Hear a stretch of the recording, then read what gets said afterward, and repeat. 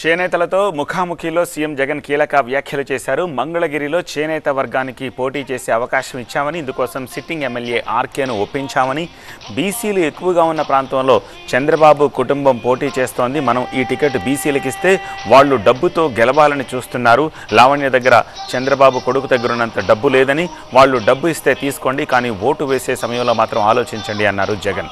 ఎవరు అమ్మ ఒడి చేయూత ఇస్తారో ఆలోచించి ఓటు వేయండి అని విజ్ఞప్తి చేశారు.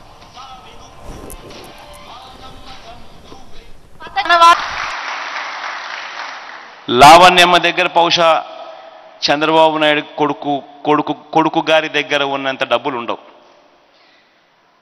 ఆయన ఎన్నికలు వచ్చేసరికి ఓటుకు 4,000 అంటాడు, ఓటుకు 5,000 అంటాడు, ఓటుకు 6,000 అంటాడు. కానీ మీ అందరితో నేను ఒకటే చెప్తా ఉన్నా, డబ్బు ఇస్తే తీసుకోండి, కాదని చెప్పాలని, ఇస్తే తీసుకోండి. కానీ ఓటు వేసేటప్పుడు మాత్రం గుర్తుపెట్టుకోండి, ఎవరికి ఓటు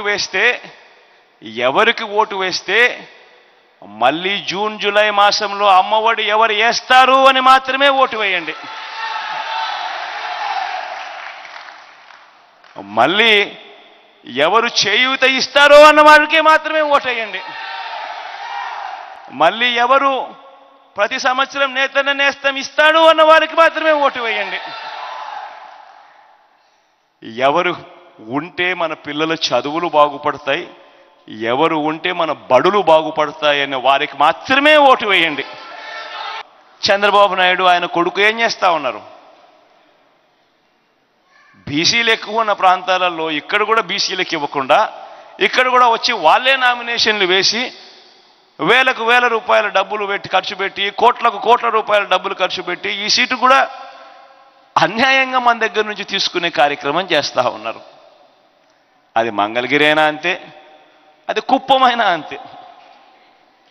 కుప్పంలో కూడా బీసీలు ఎక్కువ, కానీ అక్కడ చంద్రబాబు నాయుడే బీసీల సీటు తీసుకొని అక్కడే కోట్ల రూపాయలు ఖర్చు పెట్టి తాను గెలిచే కార్యక్రమమే చేస్తూ ఉన్నాడు. కానీ బీసీలకు అక్కడి నుంచి ఇచ్చిన పరిస్థితులు లేవు.